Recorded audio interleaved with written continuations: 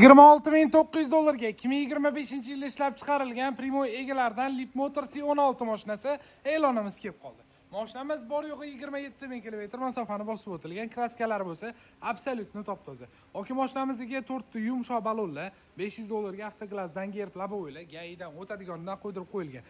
NFC 360 kamera, beskulchoy do'sti, panorama tom, yoki slepoy zona, hamma narsalari bor.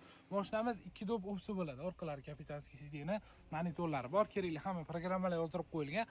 Olganingizdan keyin xudo xolasa bu mashinaga hech qanaqa rasxod qilib o'tirmaysiz. Kuzovlarda miniatyurni chiqarilgan, kosmetika qilingan joylarni ko'rmadi. Bemalol xohlagan ustilarni olib kelib mashinamizni xudo xolasa ko'rsatib olib, barakasini ko'rsanglar bo'ladi. Rangi oqi hozirgi paytda juda ham kam. Xohlagan joyingizdan o'zingiz uchun bitta qiziq ko'ring. Hammada rangi qorasi. Bu Leap Motors C16 2025-yil 2 do'p opsiya bo'ladi. Primo egalaridan e'lon joylanyapti. Qiziq bo'lsa, pastda nomerga telefon qilib, hoziroq barakasini ko'ringlar. Bunaqana hech qayerda yo'q.